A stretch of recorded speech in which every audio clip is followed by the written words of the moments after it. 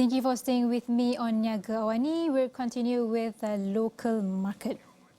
The benchmark KLCI stayed positive, rising 0.70% to end Tuesday at 1,512.05.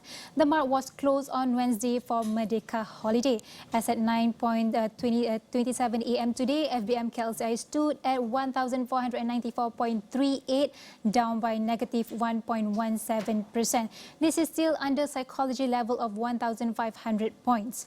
Two of Malaysia's largest mobile carriers do not plan to take stakes in state-owned 5G agency DNB.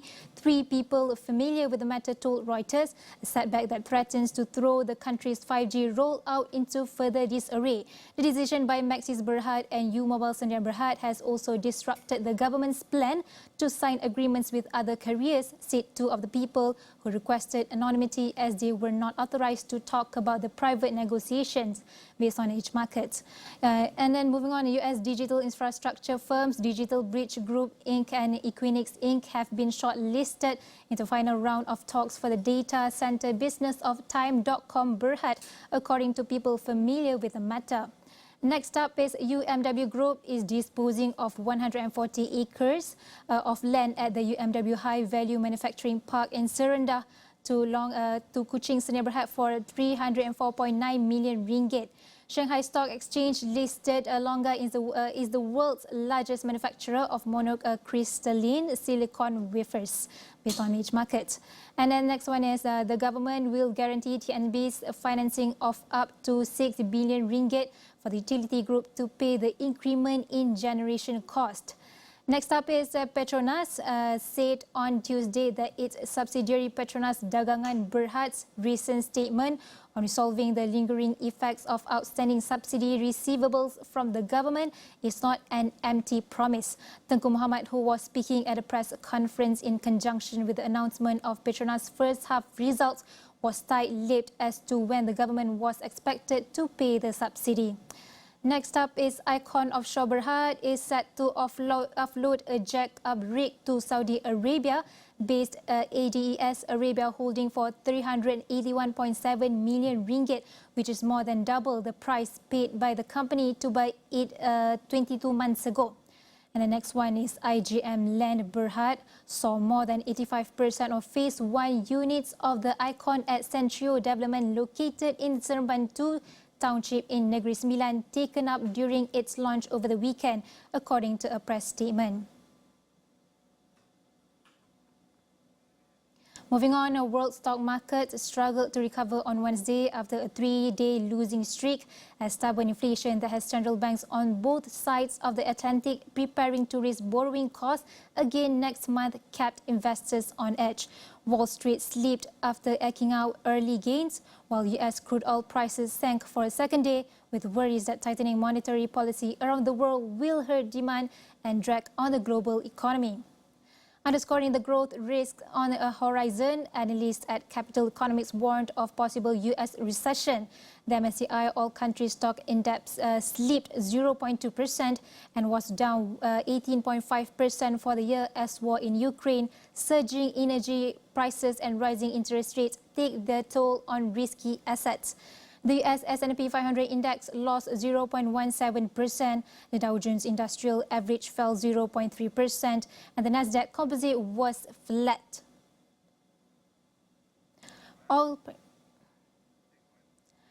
Oil prices extended their slide on Wednesday, led lower by worries that the global economy would slow further with renewed restrictions to curb COVID-19 in China. Brent crude futures for October due to expire on Wednesday settled at $96.49, down $2.82 a barrel or 2.8%. The more active November contract lost $2.20 to $95.64 a barrel. US West Texas Intermediate WTI crude futures ended down $2.09 or 2.3% at $89.55 a barrel. The market has been primarily concerned with inadequate supply in the months following Russia's invasion of Ukraine as OPEC struggled to put increased output. That drove near-term contracts to a sharp premium over later-dated futures earlier this year, but that pattern has reversed somewhat as output has increased.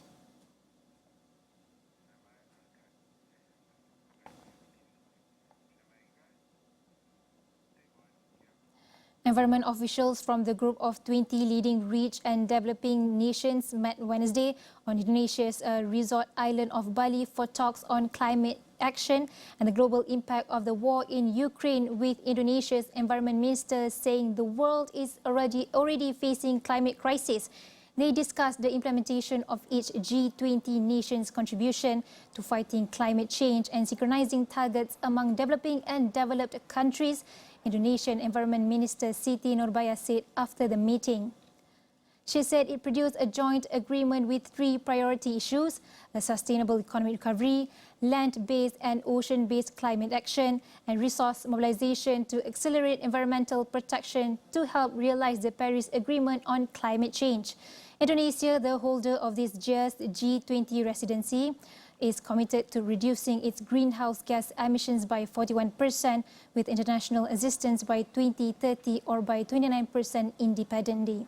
Finance ministers and central bank governors from the G20 countries pledged last month to tackle climate change and protect the environment, including the prevention of biodiversity loss. They pledged to achieve the Paris Agreement through a range of fiscal, market and regulatory mechanisms.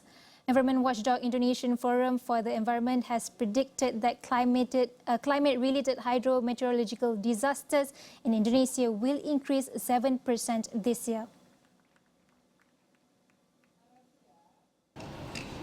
Perjalanan diskusinya cukup berat, mengingat berbagai pandangan dan implikasi kepada kepentingan masing-masing negara anggota.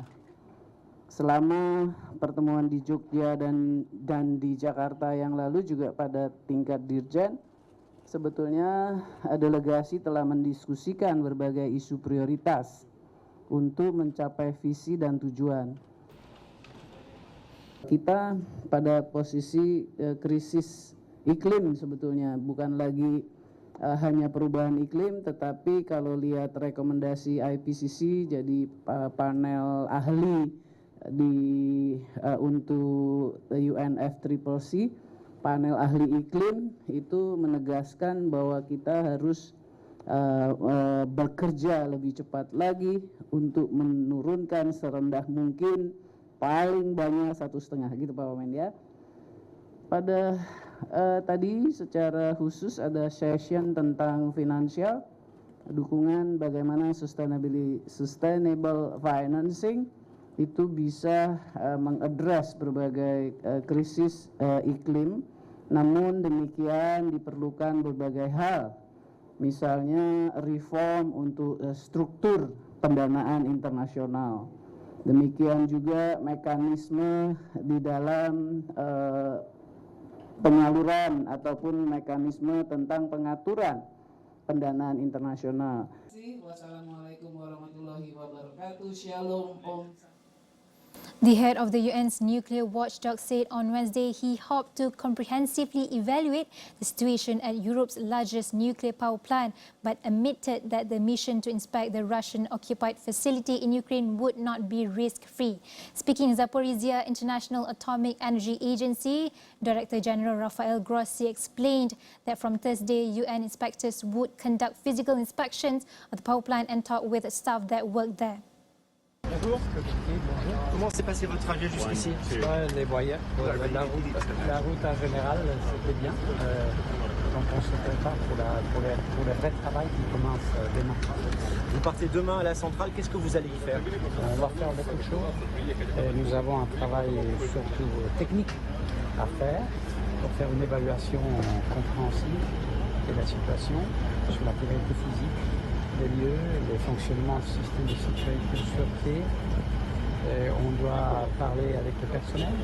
Vous savez, c'est une situation assez complexe de ce point de vue-là. Et nous allons donc essayer d'établir une présence permanente de l'agence à partir de ce moment-là. Et ça, c'est des choses que je dois encore un peu travailler avec les gens sur place. Are you going through Russian or Ukrainian territory to get to the plant? Well, as you know, this is part of Ukraine, currently occupied by Russian forces.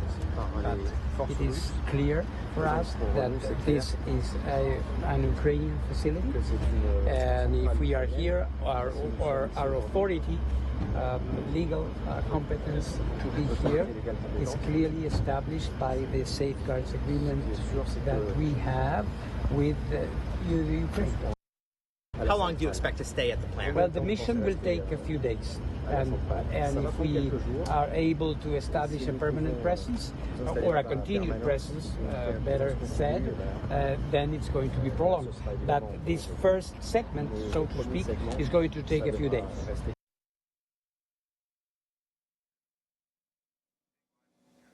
European Union member Hungary, which has been close to Russia and insisted on a temporary exemption from the bloc's embargo on Russian oil, is getting more gas from Moscow.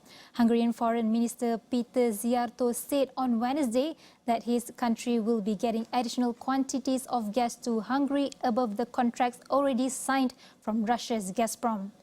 Russia's Gazprom halted the flow of natural gas through a major pipeline from Russia to Europe early on Wednesday, a stoppage that it announced in advance and has said will last 3 days. The Russian state-owned energy company announced the closure of Nord Stream 1 in mid-August, citing maintenance at a compressor station, an explanation that German officials have cast doubt on. Russia has also reduced the flow of gas to other European countries, which have sided with Ukraine in the war.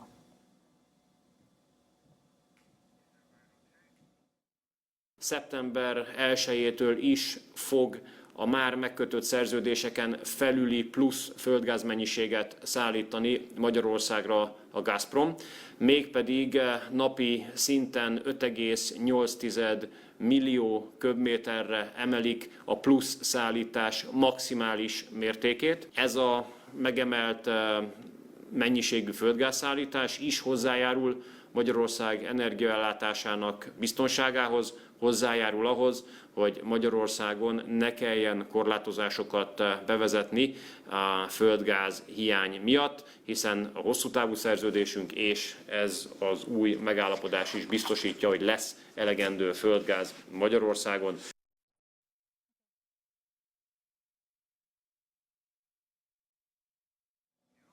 And that is all for Niaga AWANI for today. Be sure to tune in to us every weekday, Monday to Friday, 9 a.m. With me, Nabilah Khaleeda, and my other colleagues. Goodbye.